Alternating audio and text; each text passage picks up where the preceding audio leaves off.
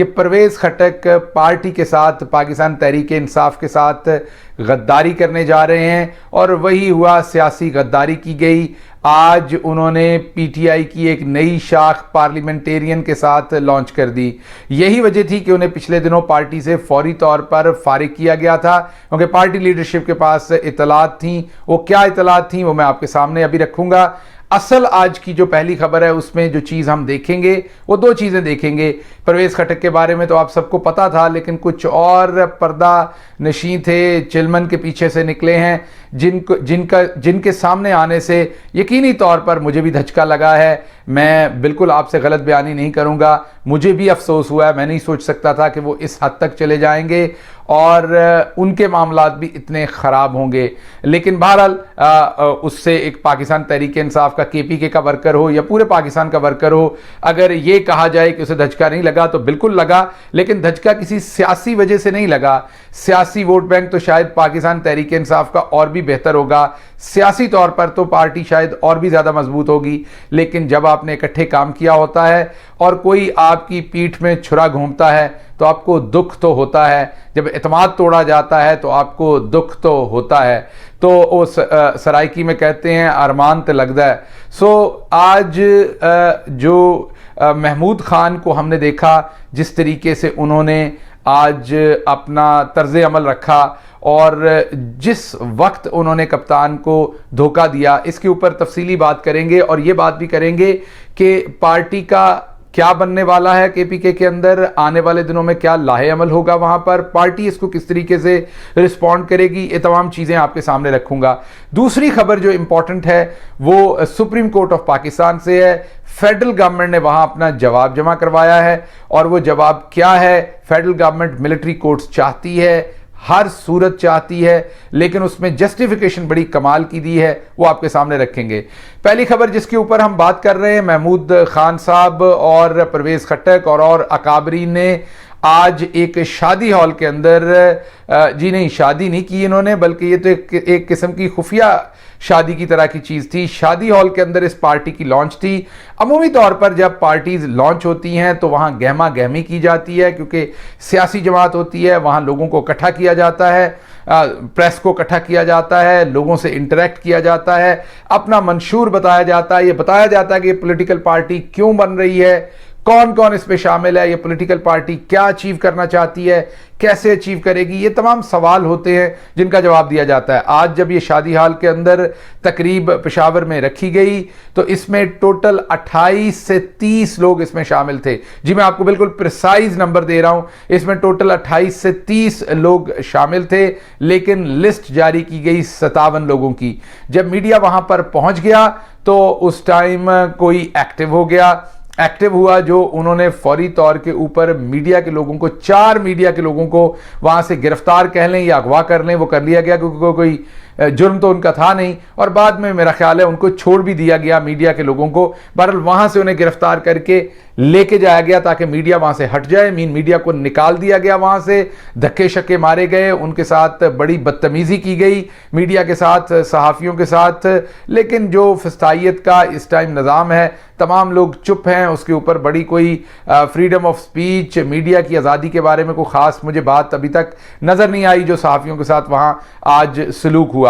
तो ये 28 से 30 लोग प्रिसाइजली वहां थे, 57 लोगों की लिस्ट जारी हुई, और लगता मुझे यह है कि ये Pakistan Tehreek Insaf parliamentarian, PTI parliamentarian के नाम से जो आज परवेज़ खटक साहब ने अपनी ब्रांच का इफ्तिताह करने की कोशिश की है, पाकिस्तान तहरीक इंसाफ की ब्रांच का, ये बाद में आपको बताएंगे कि इन्हें पार्टी से क्यों फारिग किया गया था, वो यही वजह थी, लेकिन उसकी तफसील देंगे। लेकिन बहरहाल आज उन्होंने अपनी इस नई ब्रांच का केपीके के अंदर इफ्तिताह किया है, लेकिन लग ये रहा है कि पार्टी बनी तो शादी हॉल में है और इफ्तिताह तो इसका केपीके के अंदर किया गया है, लेकिन मुझे लग रहा है कि इसने इलेक्शन दोज़ख में लड़ना है।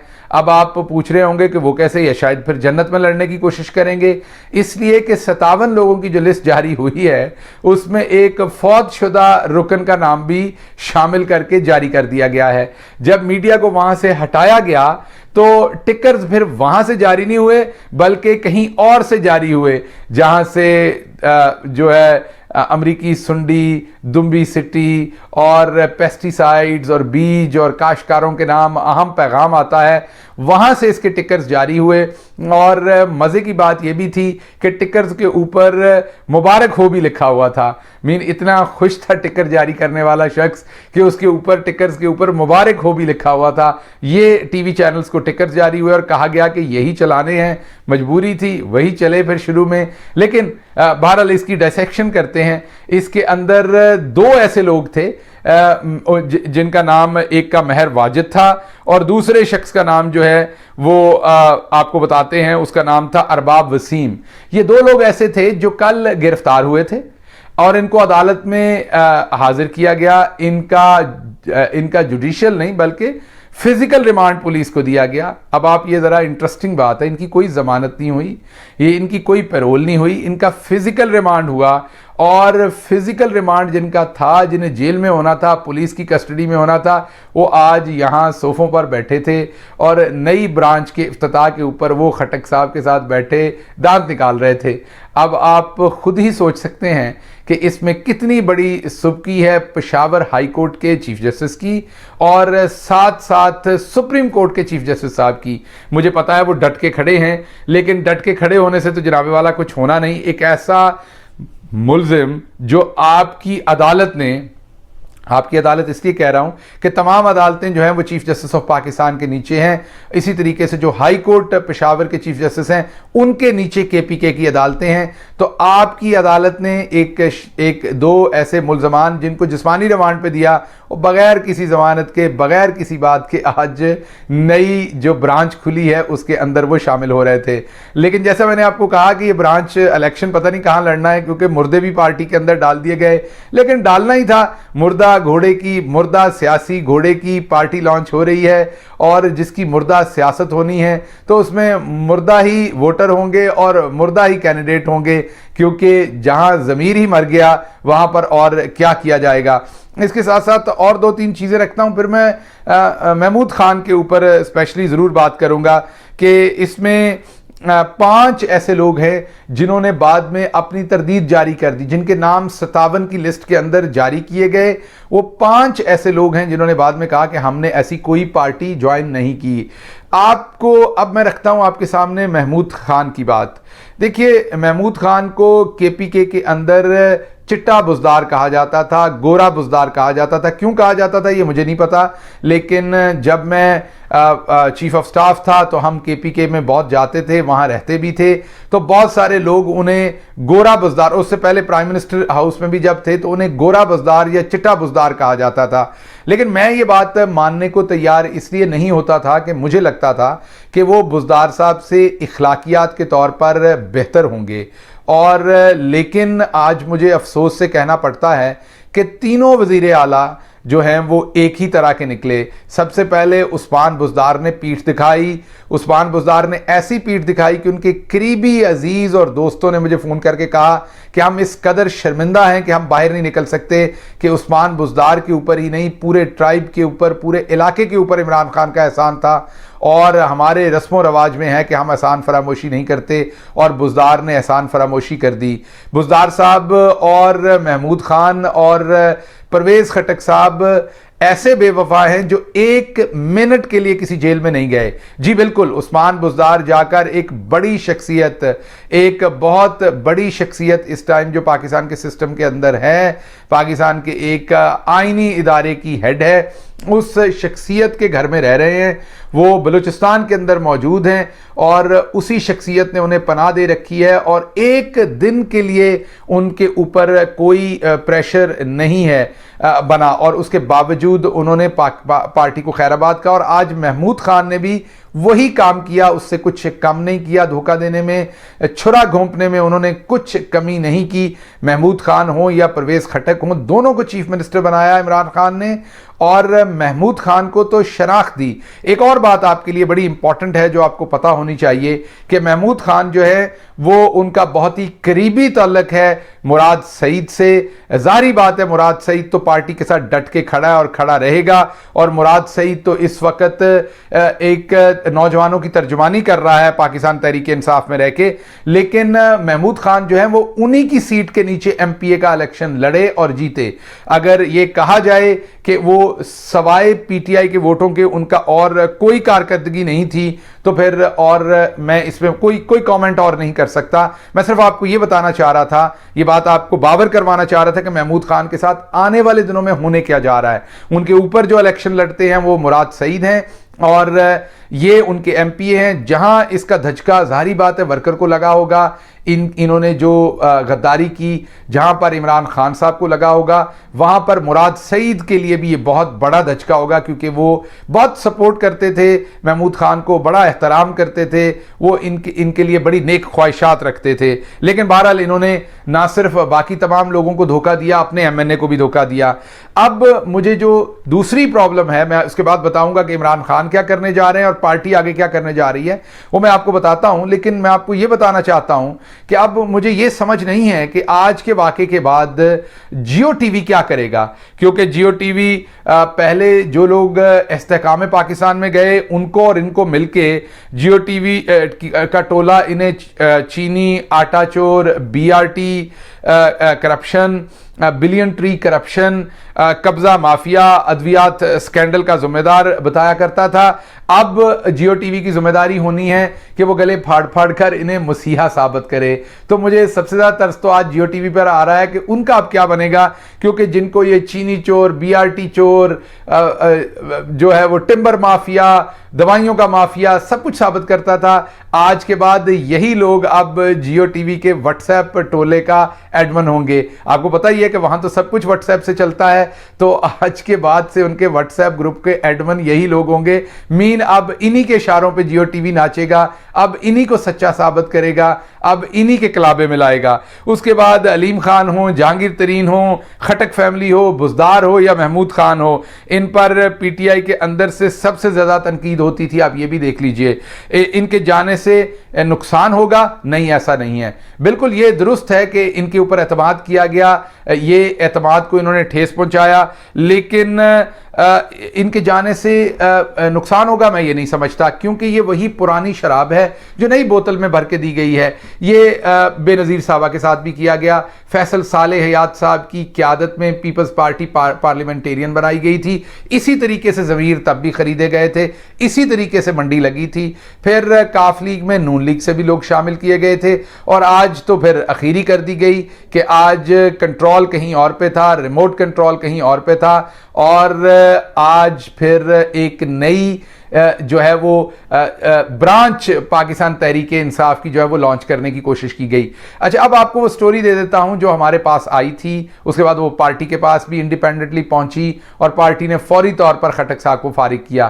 प्लान ये था कि खटक साहब ने पाकिस्तान तहरीक इंसाफ को गद्दारी तो करनी है, लेकिन पार्टी पे कब्जा करने की कोशिश करनी है। प्लान यह था कि वहां पर किसी तरीके से कोशिश ये की जानी थी कि वहां पर एक फॉरवर्ड ब्लॉक के नाम से ब्लॉक बनाया जाना था, और खटक साहब और उनके साथियों ने यह कहना था कि हम ही पीटीआई हैं। तो पीटीआई की जमात के ऊपर इनकी तरफ से कब्जे की मुकम्मल साजिश बना ली गई थी। यह साजिश कप्तान को वक्त पर पता चल गई, जिसकी वजह से उन्होंने फौरी फैसला लिया और परवेज खटक को इस पार्टी से अलग कर दिया, पाकिस्तान तहरीक इंसाफ से अलग कर दिया। इसमें एक और चीज भी आपके सामने रखूं कि यह लेट इसलिए हुआ कि पाकिस्तान तहरीक इंसाफ के 3-4 अकाबरीन ऐसे हैं जिनके ऊपर बहुत प्रेशर डाला जा रहा था कि वो परवेज खटक को ज्वाइन करें। इंतजार किया जा रहा था कि वो भी ज्वाइन कर लें, ताकि फिर पूरे सूबे में ये एक फीलिंग दी जाए कि बहुत सारे लोग परवेज खटक साहब के साथ आ गए हैं। लेकिन बहरहाल वो ना हो सका, वो लोग डट के खड़े हो गए। उनमें से कुछ जेलों में हैं, कुछ बाहर हैं। उन्होंने इनकार कर दिया ये ज्वाइन करने के लिए, इसलिए ये डिले हो रहा था, और डिले के साथ ये पार्टी जो है वो लॉन्च हुई। दूसरी बात मैं आपके सामने रखूं कि इनमें से एक शख्स जिस पर मुझे बहुत ज्यादा अफसोस है कि उन्होंने ज्वाइन की, उनका मसला ये कि उनके करप्शन के जो केसेस हैं, जो उन्होंने माली बदनवानी की है,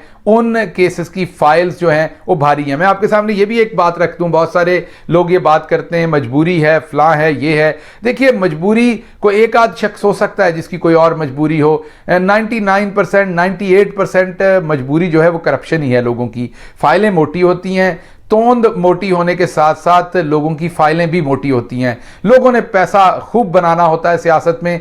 पाकिस्तान की सियासत में आया ही इसलिए जाता है कि दबाकर पैसा बनाया जाए। तो ये जो असल गद्दारी की या भीगी बिल्ली की तरह लोग पार्टी छोड़कर भागते हैं, ये बुनियादी इसकी वजह जो है मैं आपके सामने रखता हूं पूरी ईमानदारी से। बुनियादी वजह इसमें करप्शन होती है। बाकी मारा तो इनमें से किसी को नहीं गया, बाकी जिन्होंने मार खा ली वो खड़े रह गए। तो मार खाने के बगैर ये लोग एक एक दो दो दिन में जब पार्टी से भागे तो वो माल इतना कमाया हुआ है कि वो फिर महकमा ज़राअत को पता होता है। अरशद शरीफ शहीद का शुक्रिया कि उन्होंने महकमा ज़राअत की टर्म लॉन्च की थी। तो उनके पास सारे अमालनामा आपका सामने होता है। जब अमालनामा सामने रखा जाता है तो फिर पता चल जाता है कि आपने क्या किया हुआ है। आपको असल फिक्र ये नहीं होती, अब ये भी ना सोचिए कि इनको फिक्र ये होती है कि हमारी करप्शन की दास्तान सामने आ जाएगी। इस चीज का फिक्र हो तो करप्शन करे ही क्या। दास्तान का प्रॉब्लम नहीं होता, प्रॉब्लम होता है कि पैसा चला जाएगा तो फिर चमड़ी जाती है जाए दमड़ी ना जाए, वो अपना पैसा बचाने के लिए ये किया जाता है। तो केपीके में भी यही हुआ है। जो लोग चंद आपको जाते नजर आए हैं, बड़ी वजह उसमें यह है, लेकिन उसके साथ साथ उनमें से एक शख्सियत खुसूसन ऐसी है जिन्होंने भारी माल बनाया और उस माल की फाइल के नीचे दब के उन्होंने आज अपने जमीर का सौदा कर दिया। पार्टी आगे क्या करने जा रही है, बड़ी सादा बात आपके सामने रखता हूं। पार्टी जो है वो इमरान खान साहब इनको वापस एक सरप्राइज देंगे, ये मैं आपको बता दूं। इन तमाम लोगों को बहुत जल्द, अभी वो मैं आपके सामने रखूंगा नहीं कि क्या सरप्राइज देंगे, लेकिन इमरान खान के पास इनके लिए एक बड़ा सरप्राइज मौजूद है। इन लोगों ने जिन्होंने आज गद्दारी की है, बगावत की है, चंद ही दिन में पार्टी की लीडरशिप, पार्टी इनको एक बड़ा सरप्राइज केपीके के अंदर देगी और इसके बाद आपको अंदाजा होगा कि इन्होंने कितनी बड़ी बेवकूफ़ी की है। बहरहाल क्लोजिंग करता हूं ये इस टॉपिक की और यही आपको कहता हूं कि इस तरह के काम पहले भी बहुत किए गए हैं। ये पुरानी शराब, इससे कुछ नहीं बनता, वोट बैंक कहीं नहीं है, बल्कि इस फैसले से, जो चिट्टे बुजदार साहब के जाने के फैसले से, चिट्टा बुजदार उन्हें शायद इसलिए कहते होंगे कि उनकी हरकतें बुजदार साहब की तरह की होंगी, तो उनके जाने से पार्टी वहां पर यकीन कीजिए मजबूत होगी। और आज की इस बगावत के बाद अब केपीके की आवाम अपने ऊपर यह फर्ज समझ लेंगी कि उन्होंने कप्तान को जान देकर भी उसका साथ नहीं छोड़ना, तो पार्टी मजबूत होगी। कप्तान इन्हें एक सरप्राइज देने जा रहा है, तो आपका जो वर्कर है उसके लिए मैं ये कहूंगा खुशी का दिन है। आपने सिर्फ कमेंट्स में नीचे ये जरूर बताना है कि इस जमात का इंतखाबी निशान क्या होगा, इसका जवाब आपने मुझे देना है। उसके लिए आप परवेज खटक साहब को सामने रखकर सोचें और महमूद खान साहब को भी जरूर सामने रखकर सोचें कि इस पार्टी का इंतखाबी निशान क्या होना चाहिए। दूसरी तरफ जो मैंने खबर दी थी कि जो हुकूमत है वो बजिद है कि मिलिट्री कोर्ट्स के अंदर मुकदमा चलना चाहिए। उन्होंने सुप्रीम कोर्ट के अंदर रिटर्न अपना रिस्पॉन्स जमा करा दिया है कि जिन लोगों ने 9 मई को हमले किए, उन्होंने मुल्क की सलामती पर हमले किए, इंस्टॉलेशंस पर हमले किए, उसमें कुलभूषण यादव और डॉक्टर अफरीदी जिन्होंने जो उसामा बिन लादेन के केस के अंदर इन्वॉल्व थे, उनके नाम भी शामिल किए उस जवाब के अंदर। कहा गया कि जिस तरह उनके मिलिट्री कोर्ट्स के अंदर मुकदमा चलने जायज थे, इन लोगों के भी जायज थे। बड़ी तशवीशनाक बात है, देखते हैं सुप्रीम कोर्ट इसके ऊपर क्या करती है और ये केस कब सुनती है। लेकिन बहरहाल जो मौजूदा हुकूमत है वो खुल डुल के चाहती है कि पाकिस्तान तहरीके इंसाफ को मजीद दबाया जाए और मिलिट्री कोर्ट्स पर मुकदमे झूठे सच्चे बना के लेके जाए जाए। हम कंडेम करते हैं इसे, और जिन्होंने वाकई कुछ किया है उनके ऊपर कार्रवाई होनी चाहिए, लेकिन बेगुनाह लोगों के ऊपर यह कार्रवाई नहीं होनी चाहिए। अल्लाह आपका हामी और नासिर हो। पाकिस्तान जिंदाबाद।